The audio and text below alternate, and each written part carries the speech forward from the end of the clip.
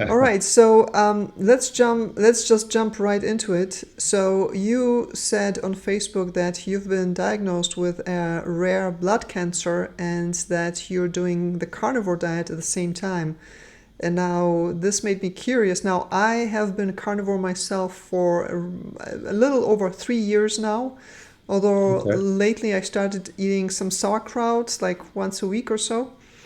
Hmm. Uh, so yeah, so I'm not afraid of meat, and I'm a great believer in meat. I believe that's very healthy, but I am aware of the fact that many people who get a cancer diagnosis, they actually get very scared of meat and they stop eating meat, and because they think Yes. that it will make them sicker.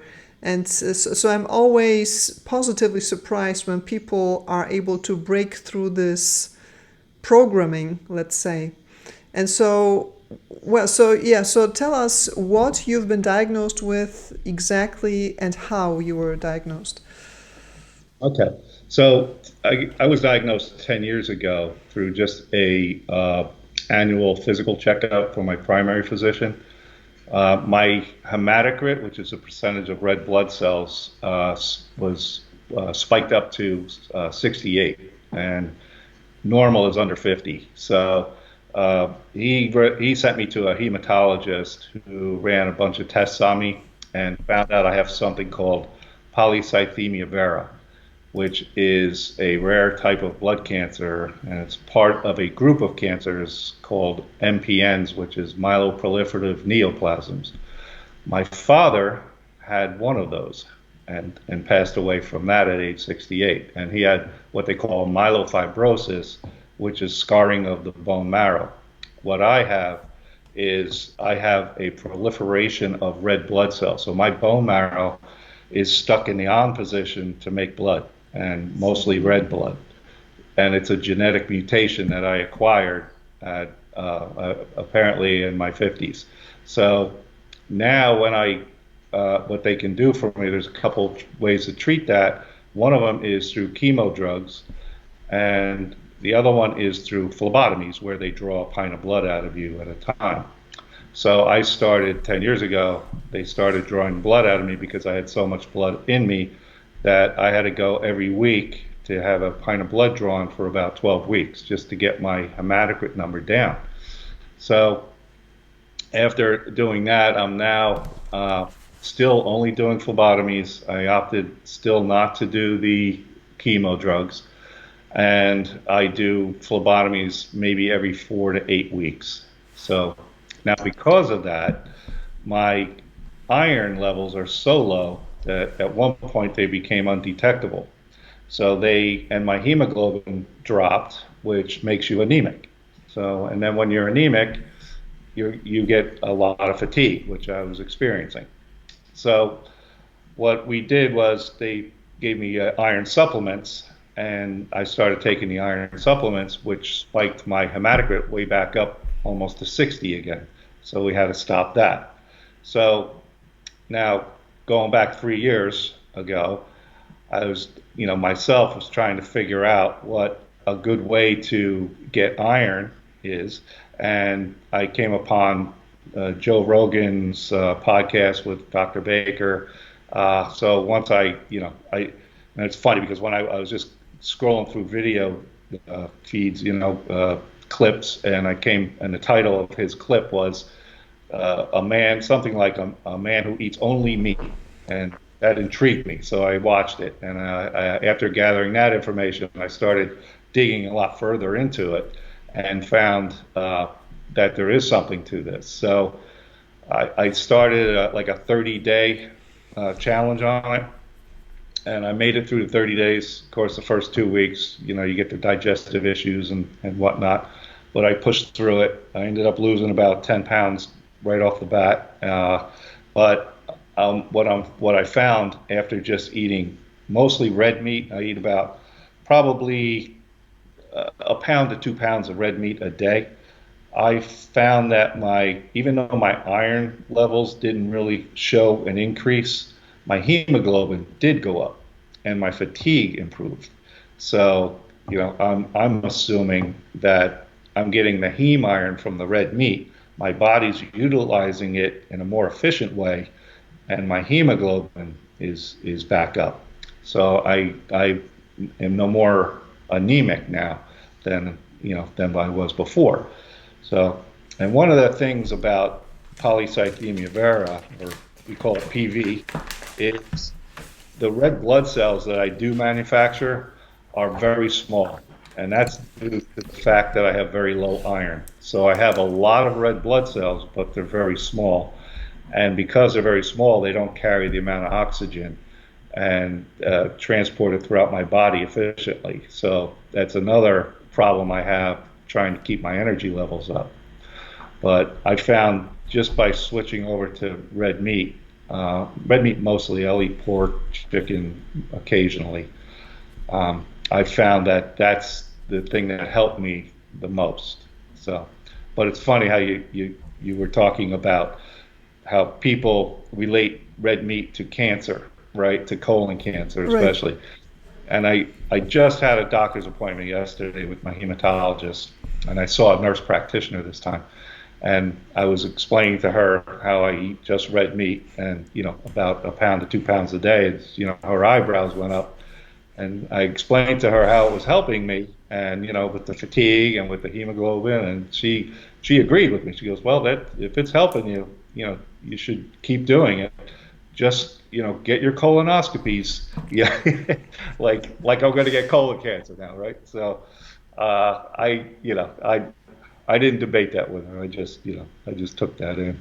But yeah, that's kind of my history with that. But also what I posted on that carnivore tribe, the Facebook post, was I tried to. I'm 67 years old now, and I try to when I turn 67. I challenge myself every birthday now. I challenge myself. Last year, I did.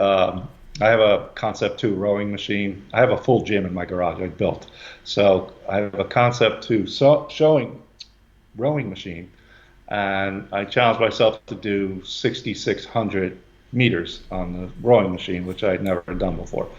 And I was able to accomplish that. This year, I wanted to do something different. So if you're familiar with what box jumps are in like CrossFit and things like that, so they're Mm-hmm. vertical jumps into a box. Mm-hmm. So I challenged myself to do 67 of those on my birthday. So I was able to pull that off. Didn't do it all at one time, but I got them all in one day. So, um, so that's the post I made. That I ended up with a lot of reactions to it and comments, which were very positive. Mm-hmm. So, yeah, So, how long have you been carnivore now? it's going to be July. Will be 3 years. Mm-hmm. So, are you a pure 100% carnivore or do you eat some plants, foods?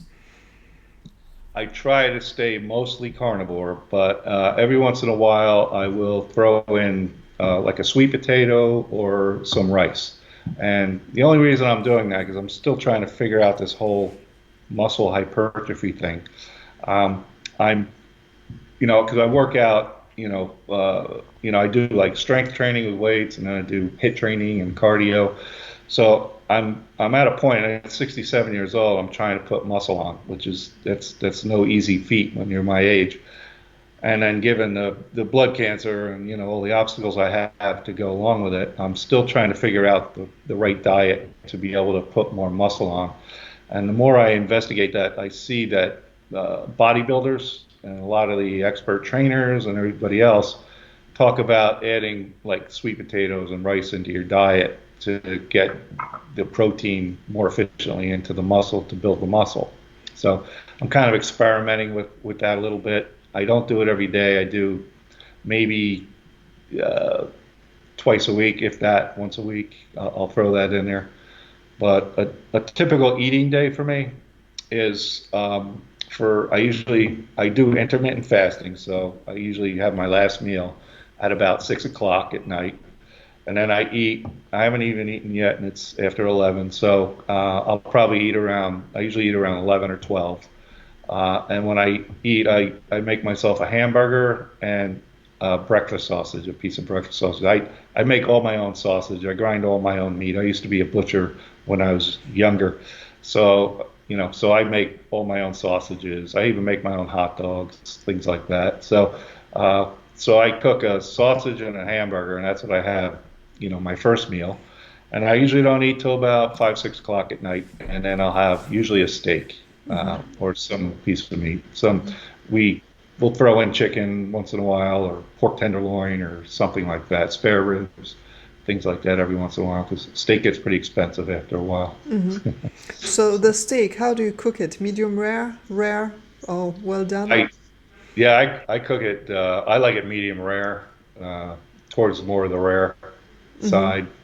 And I went and bought a Auto Wild grill, so I just have it on my back porch, and it's done in about 6, 8 minutes. I have a so.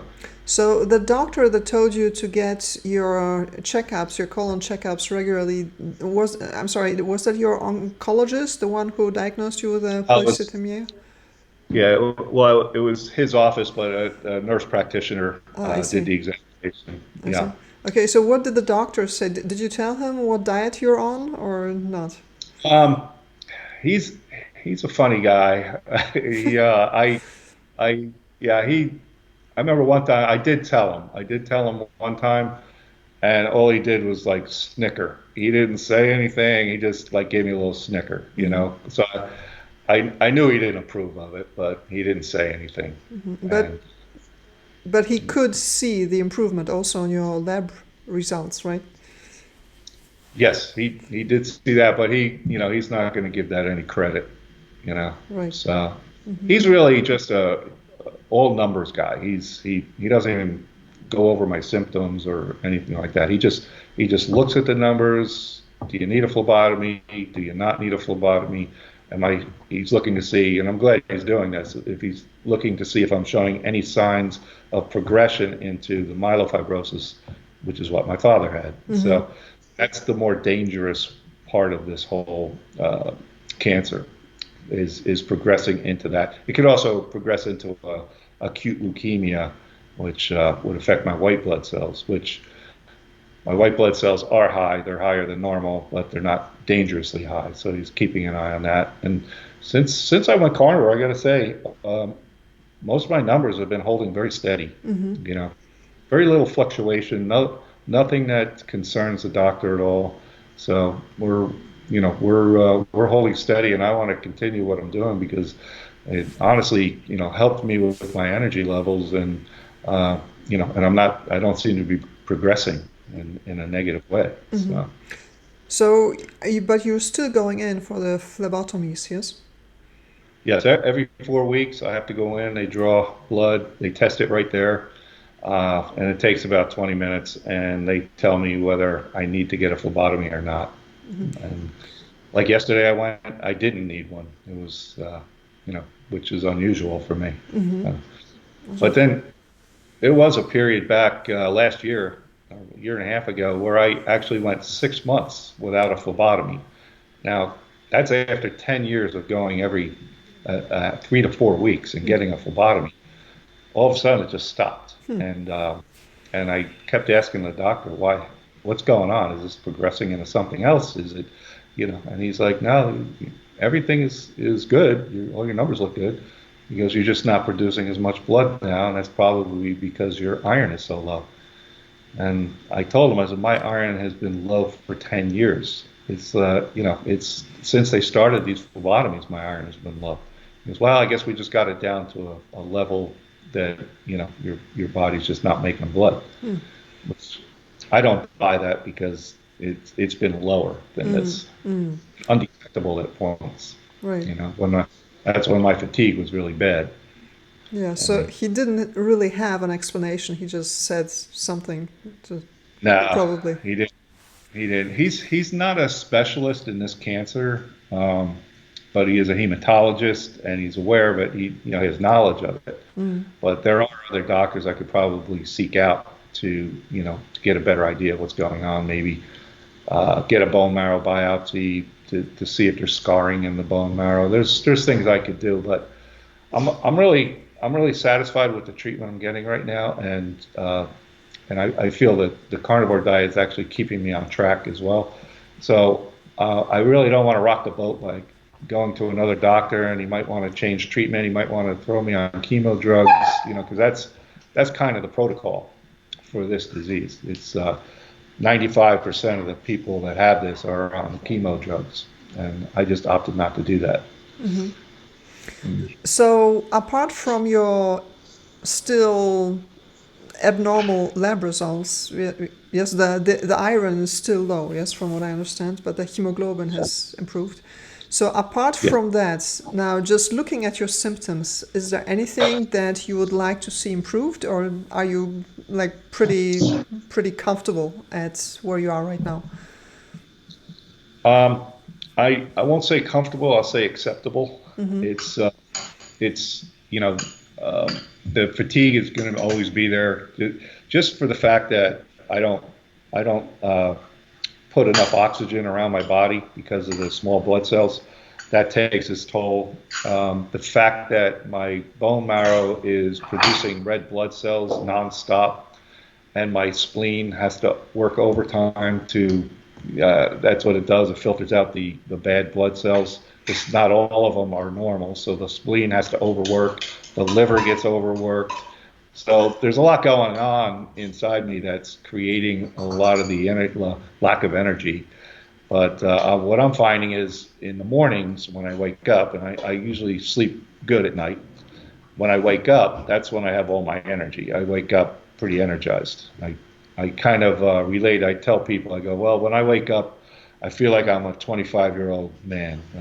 By the time I go to bed at night, I feel like a 90-year-old man. That's how it progresses through the day. So, so I've accepted it. I pretty much accepted it. But I keep challenging myself with my workouts. I keep my diet on point.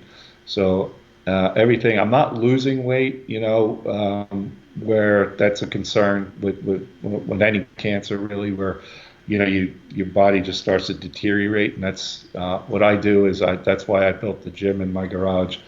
I got a lot of equipment out there. I do a lot of different types of workouts, and I challenge myself, all the time. I'm always researching new ways to work out and different exercises, and I always implement that kind of stuff. So it's keeping my weight up. My muscle tone is good right now. I'm always never satisfied. I'd like to see more muscle on me, but I have to keep telling myself how old I am. So I might have some expectations that just aren't realistic. So you said that right after you switched to the carnivore diet that you had some digestive issues. Now, would you mind sharing what those were? Yeah, it's kind of typical with carnivore.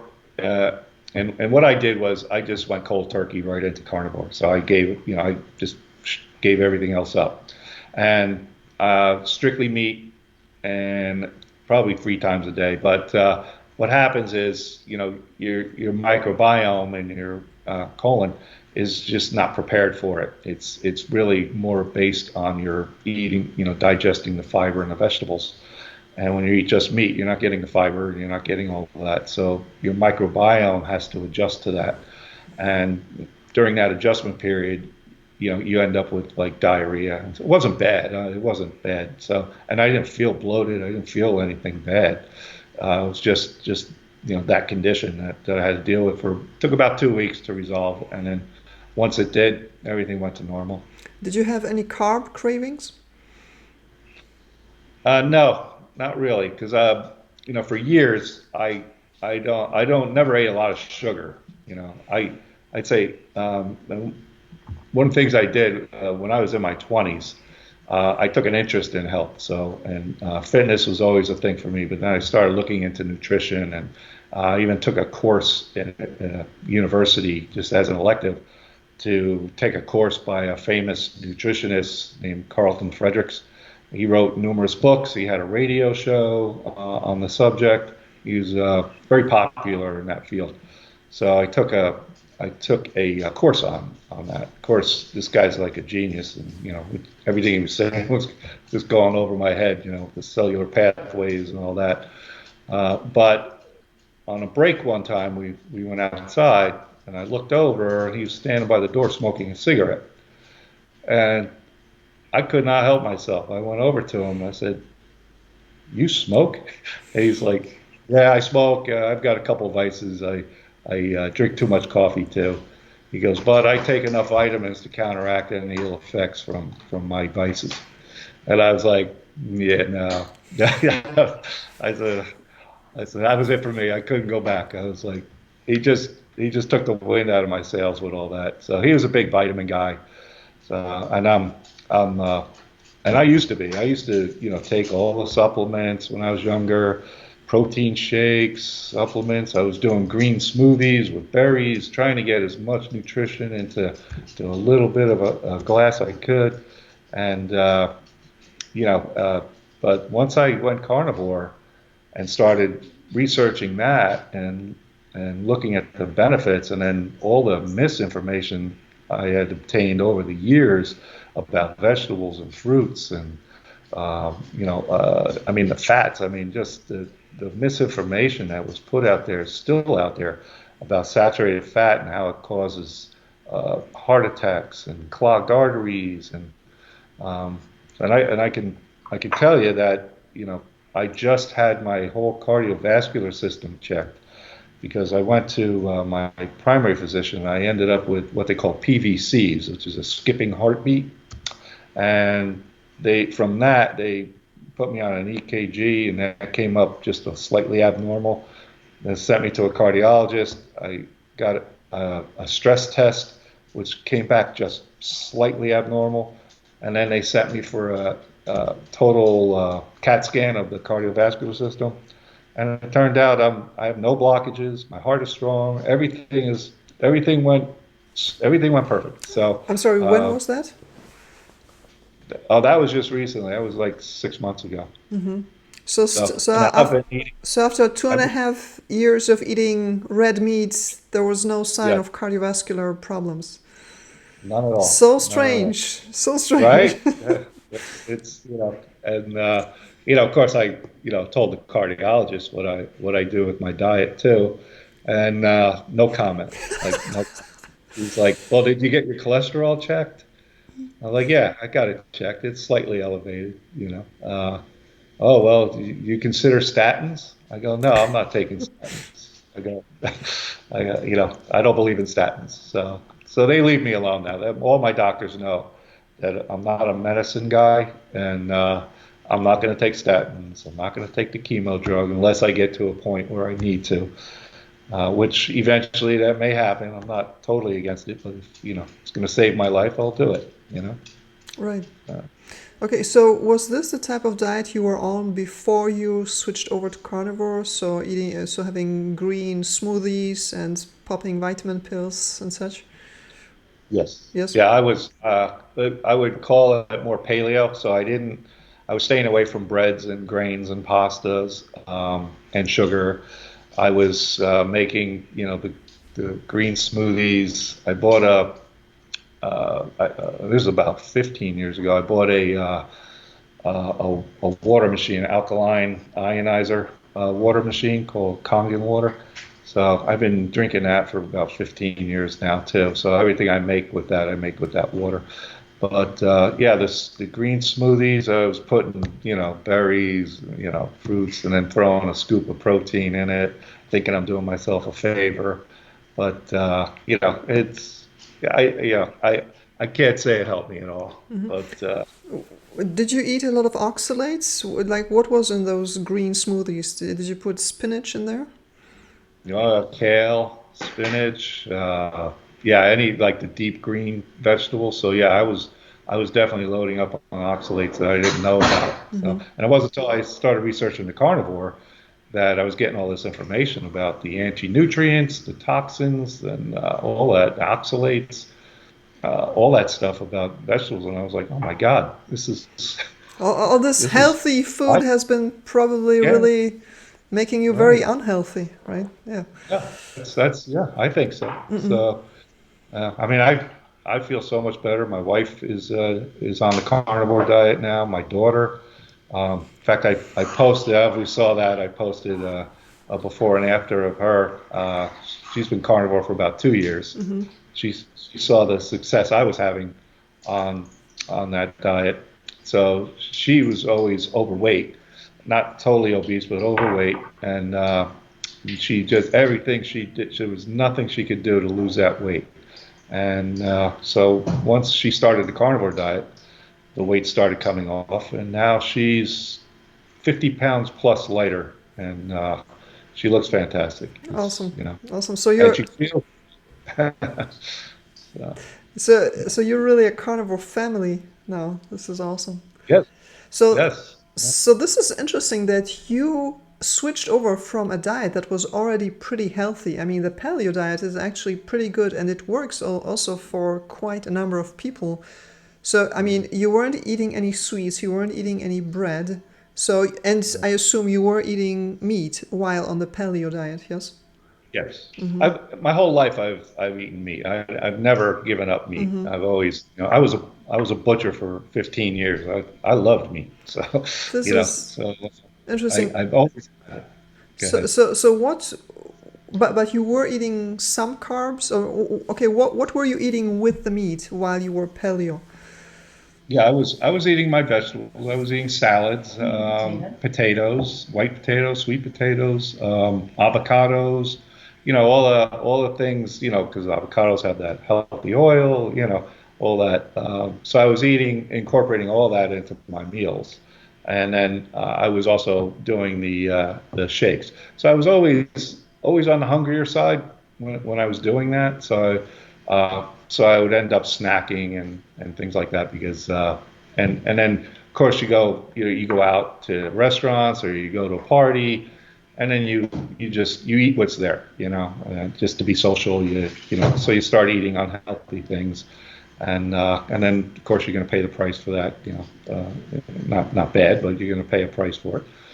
So when I was on paleo, that's kind of like what I was doing, and thought I was being healthy until I saw that video with Dr. Baker, who was. And I got to be honest, when I first saw that, I thought it was crazy, and then I started listening to him, and he started making more sense to me, and so after I listened to that, I started looking into it, and I found other people that are doing it, Kelly Hogan and a few others that are doing it for 10 years or more with no ill effects. And I'm like, boy, we've been fed a bunch of misinformation on this if this is all true. So it took me, I would say, from the time I saw that video to the time I actually transferred over to that diet, about 2 months before I got all my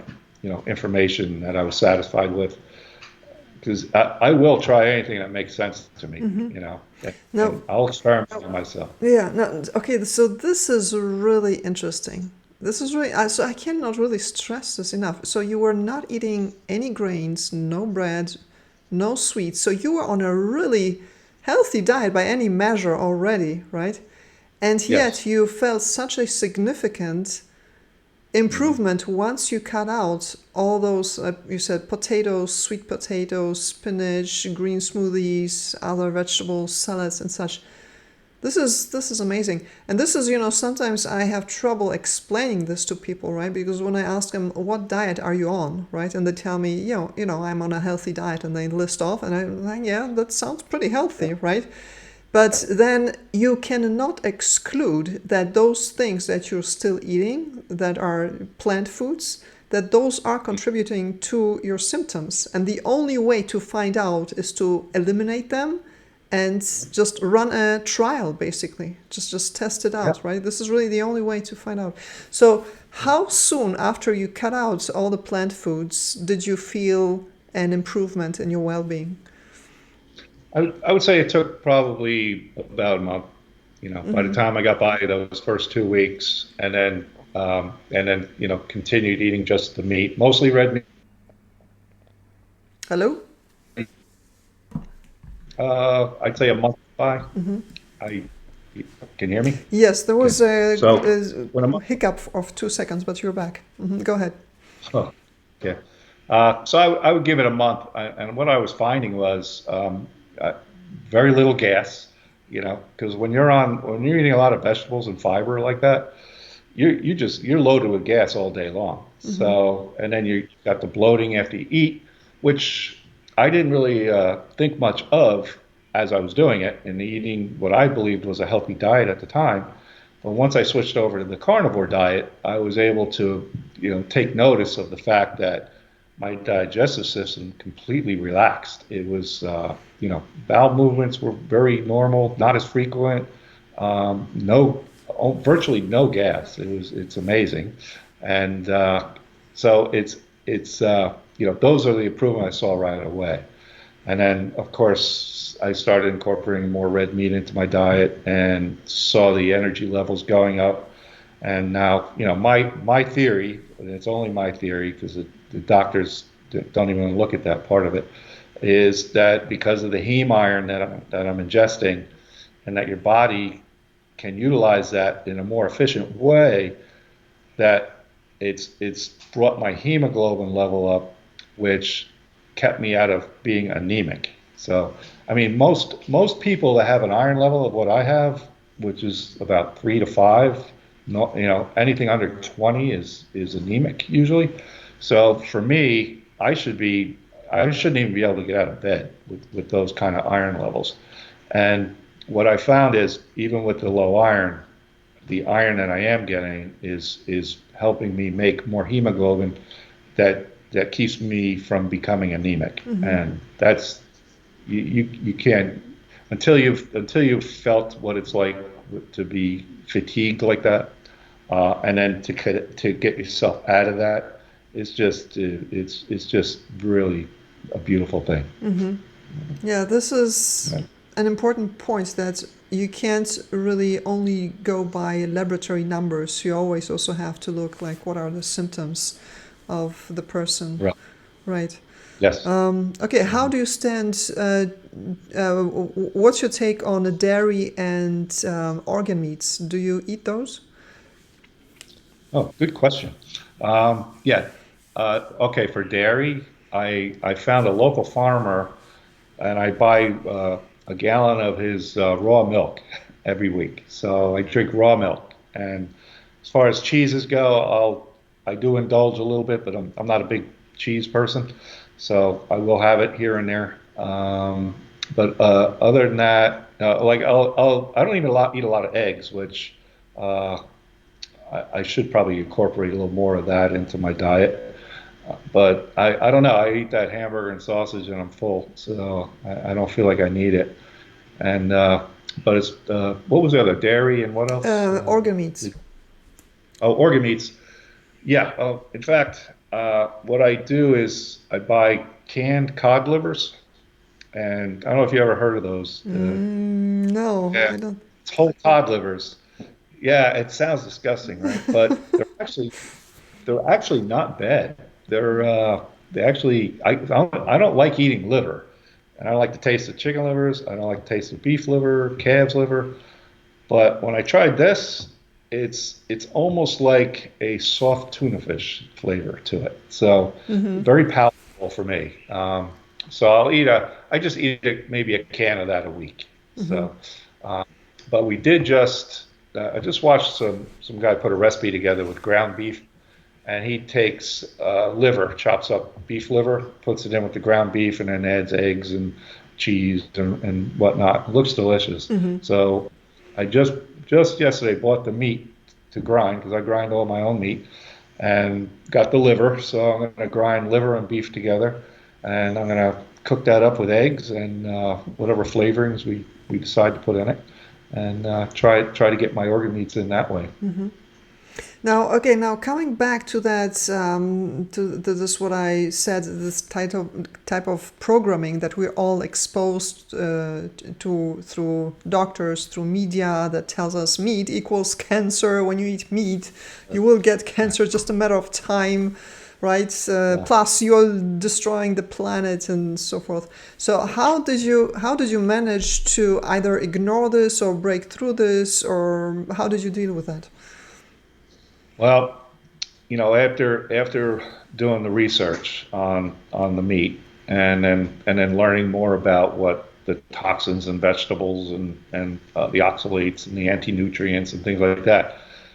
Once I gathered that information and I could process it, and I came to the conclusion that we've been misled, and that and it really does take a lot of trust away from the medical field and even nutritionists over the years that have been pushing this, and especially the low fat thing that's been debunked for a couple of years now, and it's like nobody wants to believe it. Doctors still can't get their heads around it. There are people out there that that cringe every time I put heavy cream in my coffee. It's uh, and I do the butter coffee too. So so I eat a lot of saturated fat. Uh, so I just I really have a lot of mistrust now for the information that's been out there for years, and I'm trusting now certain people. I follow Dr. Baker on YouTube. I watch all his videos, and he has a lot of good information. He makes sense of things. He's a doctor. He's a very smart guy. So his credibility is way up on my scale. So you got to find people that you can trust, and there's a few out there that that still give you a little bit of misinformation, but I'm willing to listen to it all and just try to extract what makes sense to me, and then I incorporate it into my daily life. But it's interesting how many people got converted by Dr. Baker because of the Joe Rogan podcast that he did. And I heard recently that Joe Rogan has been deleting some of his podcasts from YouTube. So I hope they won't delete that episode, because this is a great carnivore conversion source. Yeah. So Well, I think he's soared in popularity so much that he wrote a book. I read that. He's got a YouTube video out almost every day. So his popularity has soared. He put together that MeatRx website, and so they seem to be doing well. So the information's getting out there, yeah, yeah, and I don't push this on anybody. I just if people ask me what's your diet like, I tell them. They think I'm crazy, but I'm like, well, then all my lab work comes back good. I don't have any of the metabolic syndrome conditions that a lot of Americans have. No, I don't have high glucose. I don't have high cholesterol. Well, high cholesterol, it is high, but I'm not worried about it. I don't have inflammation in my body, so I don't really need to worry about the cholesterol. right. So Yeah, you it's actually want a high cholesterol. If it's a little higher, then it's actually better if it's too low, because there were studies that showed that basically people who died of heart attacks, that their cholesterol levels tended to be lower than those who survived the heart attacks. Right. It's funny how you have to dig that out, though, right? It's Right. not it's not put out there by the medical profession. You have to actually dig to find that, and that's why that annoys me, because we're being misled, and there's a lot of other studies that counter these studies that show that red meat causes colon cancer, saturated fat causes heart attacks. There's a lot of other studies out there that counter that argument, and the doctors do not put it out there. The medical profession hides that, and that annoys me. Right. Yeah. You really have to do your own research. Like it sounds like a cliche, but you really do. That's really, You have to be your own advocate, yeah. and you have to educate yourself on it. And it's very hard to watch people. Friends of ours and stuff that are unhealthy. They're on. It's unusual that I'm not on any medication for any of these conditions.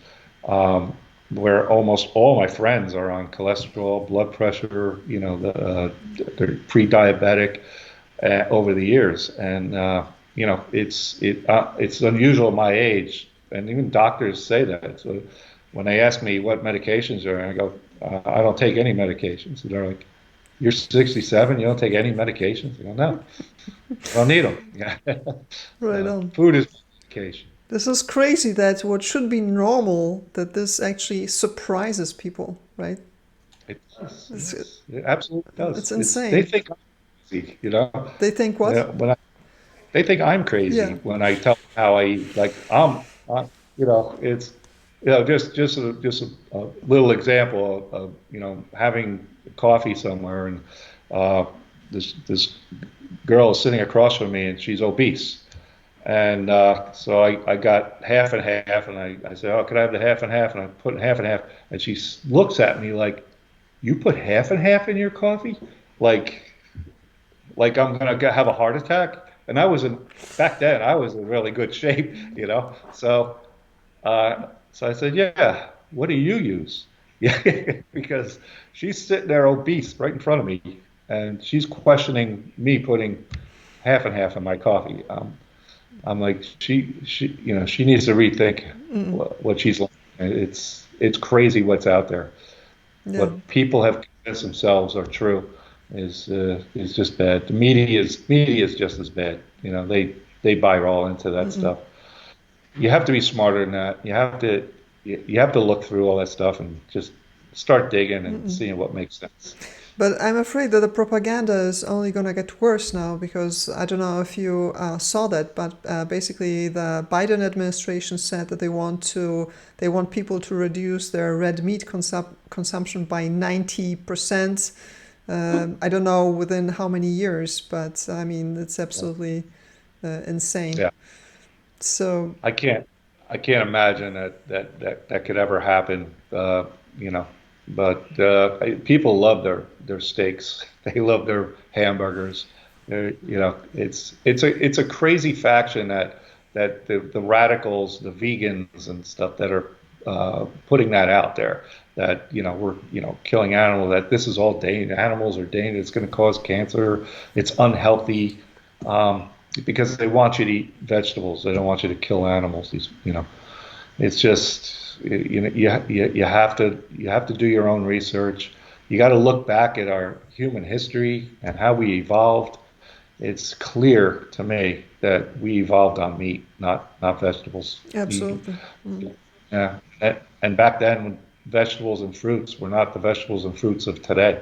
They've been genetically modified to a point where they're palatable, whereas back then they ate fruits and vegetables only if meat wasn't available, and it wasn't palatable. It wasn't like the sweet fruit that we get today. It was bitter. It was sour, Yeah. and vegetables were bitter. So, but it sustained them for until they could find meat again. Right. Yeah. All right. Yeah. Yeah. So, David, I don't want to take any more of your time. I don't want to take you away from your meal. That's next. All right. So, that was great. Thank you very much. Good. Well, thank you for letting me share my story because I've been doing interviews and stuff for the polycythemia vera with an organization. They've done videos with me and had me tell my story about the cancer. But it's really nice to be able to talk about how the carnivore diet and the cancer come together and have improved my health. So thank you for reaching out and letting me share that story.